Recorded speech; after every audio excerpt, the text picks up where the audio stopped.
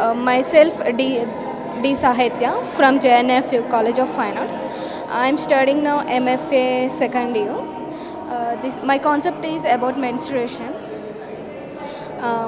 I used to take in pad is my material. From my menstrual pain, I used to started work on sanitary pads. I started a stitching embroidery on it. నేను ఈ pods మీద ఎందుకు stitch చేశానంటే నా menstrual పెయిన్ని పోగొట్టుకోవడానికి ఒక చిన్న happiness కోసం దీన్ని స్టిచ్ చేయడం స్టార్ట్ చేశాను. దాని తర్వాత నేను శక్తి సింబల్స్ని యాడ్ చేయడం, అంతేకాకుండా మెన్స్ట్రల్ టైం అనేది మనకి ఎంత ముఖ్యమైనదో అనేది నేను తెలుసుకోవడం, మన బ్లీడింగ్ అనేది ఎంత పవిత్రం అనేది తెలుసుకోవడం, అసలు ఈ శానిటరీ ప్యాడ్ని ఎందుకు దాచిపెడుతున్నారు అనేది నా ఒక క్వశ్చన్. అది నేను జనాలందరికీ ఇట్లా బయట చూపించాలనేసి నేను ఈ వర్క్ చేశాను.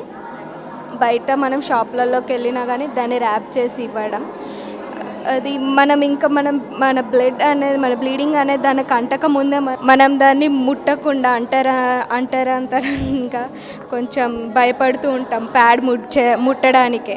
మన ఇంట్లో వాళ్ళు కూడా అదేదో పాపం అన్నట్టు నేరం అన్నట్టుగా చూస్తారు ప్యాడ్స్ని చూడంగానే.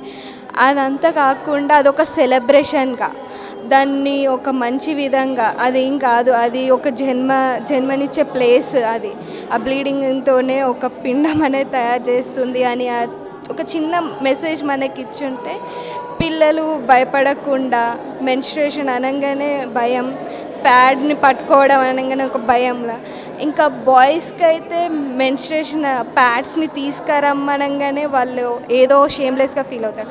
We did not to feel shame, we have to very brave to take the pads from medical. నేను ఫస్ట్ మెచ్యూర్డ్ అయినప్పుడు చాలా ఫేస్ చేశాను. అందరూ బయట ఉండి మనని ఒక డార్క్ రూమ్లో బంధించినట్టు, ఎవరు లేకుండా, అది ఎంత భయాన్ని పుట్టిస్తుంది అంటే ఎవరు తోడు లేకుండా, పేరెంట్స్ కూడా దగ్గర లేకుండా చాలా భయం. ఆ భయంతో వచ్చింది ఈ మెన్స్ట్రుయేషన్ సబ్జెక్ట్. మీ పేరెంట్స్ దీనికి మరి ఎంకరేజ్ చేశారా? ఫస్ట్ మా పేరెంట్స్కి నేను చెప్పేం ఈ సబ్జెక్ట్ ఎంచుకోలేదు. ఫస్ట్ నేను లజ్జగౌరి సబ్జెక్ట్ ఎంచుకున్న తర్వాత ప్యాడ్ మీదకి వెళ్ళాను.